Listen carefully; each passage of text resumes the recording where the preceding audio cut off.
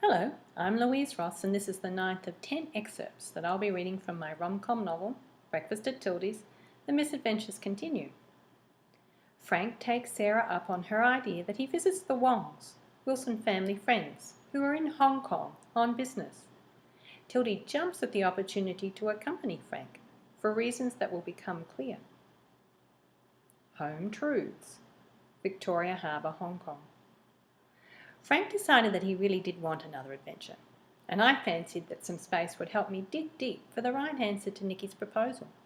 So I exchanged all my miles for 2 tickets, and here we are, our first full day in Hong Kong.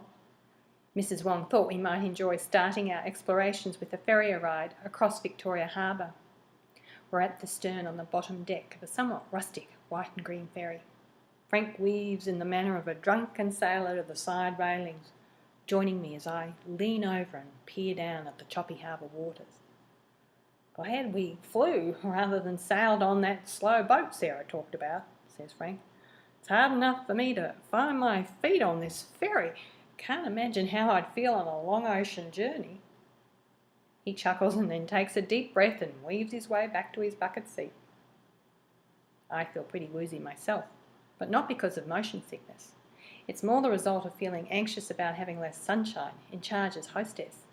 She wanted to borrow my work t-shirts printed with Mem Sahib Manager. "Dude, so everyone will know who's in charge," she'd said.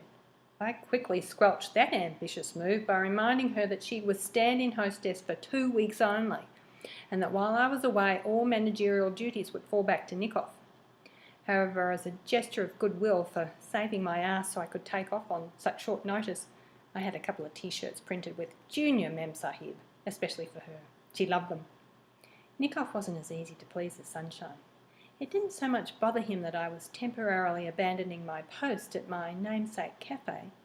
Rather, he didn't understand why I needed to fly away with your papa, what you already spent so much time with recently. I couldn't tell him why. I wasn't fully aware myself. "I can tell you're doing some deep thinking there," says Frank. "Why don't you come over here and sit by me?" "I thought about it, Dad, but you look like you might throw up any moment, so I didn't want to get too close." I sit down next to him anyway. "You know, for ages I've been fantasing about running off to Italy, like in Under the Tuscan Sun. Never thought in a million years I'd run off to China with my father. Mum and I saw that movie. Your mum read the book and then she dragged me off to the movie when it came out. And then of course she loved the idea of us taking a trip to Italy, but we didn't do it because of her fear of flying. Guess that contributed to your decision to not visit me when Mum was alive." "Yep, it did, love." Frank sighs heavily. "Flying scared the living daylights out of her." "Gee, I had no idea it was that bad. I mean, I knew she liked to stay close to home, but she never mentioned why," I say. Frank continues. "Mum even had hypnotherapy in an attempt to overcome her fear. Afterward, we took a couple of short flights to test whether it had worked, and as I'll show you, I have the scars on my arm to prove just how much it didn't work." Frank pulls up a sleeve and points to several tiny pink marks on his forearm. "Ooh," I say. "Love scars," he grins. "She dug those long nails of hers in so bloody deep I thought I'd have to have stitches." "Crikey, Dad, that was noble. But why the hell didn't you have one of those squishy stress balls on hand for her?" "Nah, I wanted her to be assured that I was by her side all the way, solid as a rock, so that whenever she felt frightened about anything, she'd be able to trust that she could lean into me. A bit like your Nikoff is doing for you." Frank looks at me. "You told me about the proposal, love." "Oh, you're kidding," I say, exasperated, since I thought Nikoff had promised not to tell Frank. "He asked for your hand." "Really? I had no idea it was so old-fashioned." "It's gallant, love, not old-fashioned." "You're right." "Well then?" "Well then what? What's your answer?" I told him I'd think about it. "You're afraid, aren't you, love? Is it that obvious? I mean, do you think I'm scared?" "I don't know, but you might mull that over." A light sprinkling of ocean spray blows over the both of us. Frank takes my hand and leads me up to the shelter of the second deck. We settle into seats by a window. "Before I mull anything over, Dad, you have to tell me where you stand," I say. I might remind you that back in February you weren't exactly happy about me being involved with Nick-Off. Then you changed your mind after we had that big discussion about love turning up in the package you least expect. But that was behind Mum's back, because you didn't want to rock the boat by standing up for me when Mum expressed her disapproval of Nick-Off being Muslim. Frank mutters under his breath.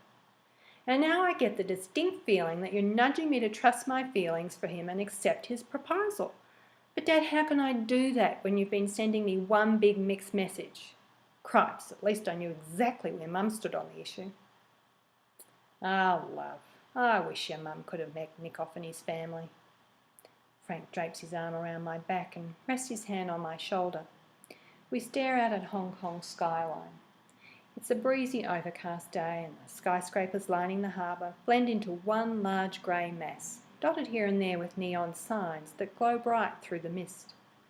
Behind the cityscape is Victoria Peak, a verdant mountain jutting up defiantly.